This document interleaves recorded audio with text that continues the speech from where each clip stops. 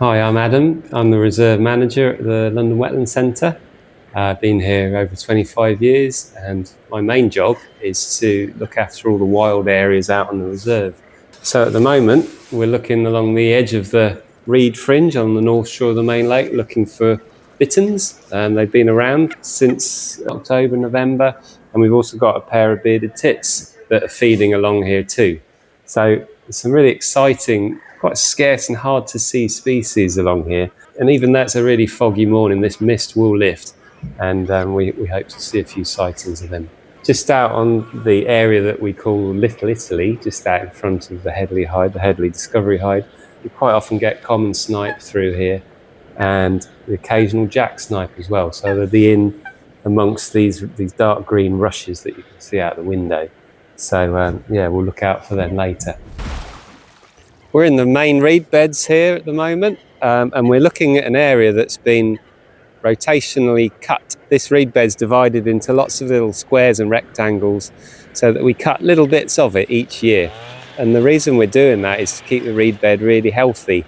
If you're cutting the reed bed and taking it all away, it stops it from drying out, stops succession from happening, and it also keeps the reed stems really vigorous and healthy. So this is just one of the patches. There's another 3 like this through the reed bed this winter. And this will, of course, benefit birds like bittern, like reed buntings, reed warblers, Chetty's warblers, water rail and bearded tit that all need this really rich, important habitat. So reed beds is what it's all about this winter. So now we're looking at one of our tree coppicing blocks. We've got lots of these around the whole reserve. This particular block was cut about 2 years ago, and you can see some of the really good regrowth that's coming back. So this is trees that have been cut down to the base, but in a certain way so that the new coppice regrowth comes back.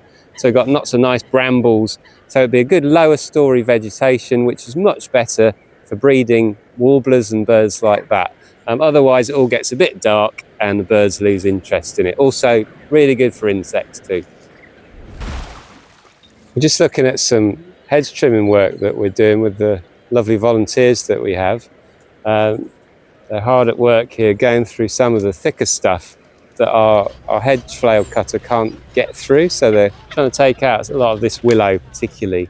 And we're trying to create this hedge because it's another great habitat for our passerines, for birds like dunnocks and robins and some of the warblers that come through in the spring and autumn. They do all sorts of jobs with us, not just during the winter. There's a lot of reed bed work, tree felling, coppicing, go out to the islands in the summer. So, you know, we can't keep this place going without our volunteers.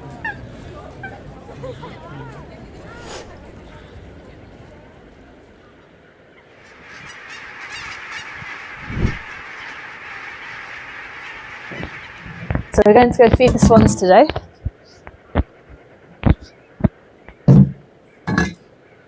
Fill up the wheelbarrow with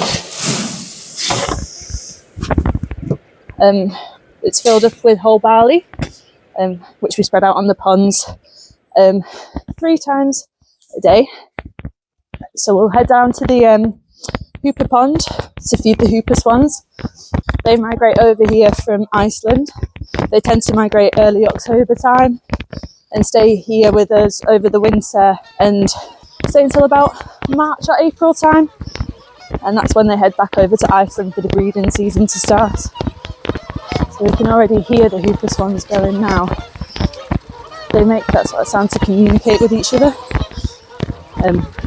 They know that it's ready for their breakfast time. So they're all gathering on the pond.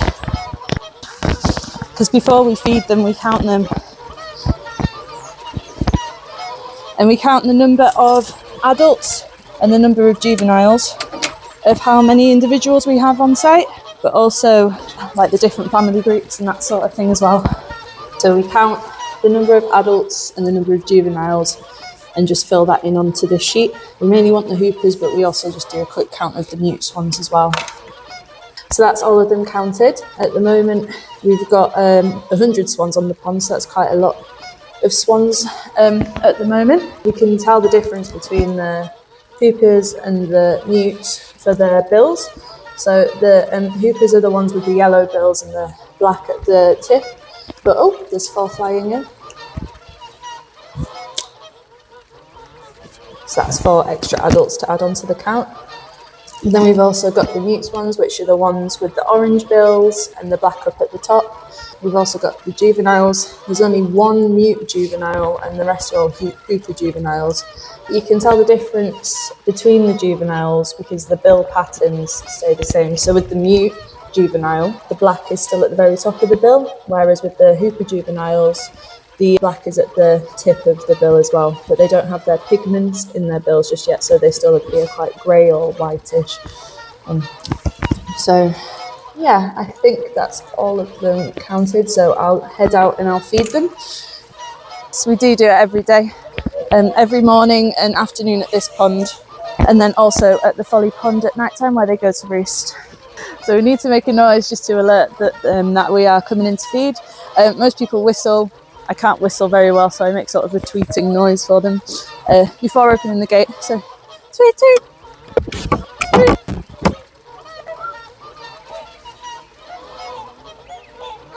So we feed them with whole barley. We spread it out into the water so they'll upend, so they dive down basically to get the grain, and then that way they'll expose their legs to us, and then we can read the rings that they have on their tags.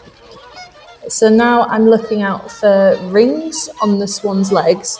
So that's basically, a lot of them have tag with a 3-letter code.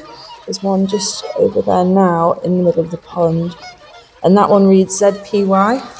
So when we see the ring, we tick it on this sheet here. So I've seen ZPY, so I'll tick there. And then that way we can track their movements a bit more easily, and we can see we can just keep an eye on them, see what their migration patterns are like, and just check the general population of the hooper swans. The birds are ringed because it just helps us to keep track of migratory movements at the start. But also, when we ring them, we can also check their general health as well. So they'll be like weighed and sexed and aged, so you can see like the overall population, the sort of ages they are and how they're doing. And we can see if they're returning again to our sites year after year, because these hooper swans tend to be site faithful. So we'd expect to see these rings here for multiple years in a row. With the changing climate, the migration patterns and timings are becoming that bit more unpredictable. So it's easier to keep track of when they're coming. Their habitats over in Iceland are changing as well, so it's a good indication to see how they're doing there. They also face other threats as well, such as lead shot. So they can get lead poisoning from ingesting angler's shotgun pellets that contain lead. They are also, like most birds, prone to avian influenza, which is a risk that we've seen in the past at this site, and it's still on our radar, so we're still keeping an eye out for it.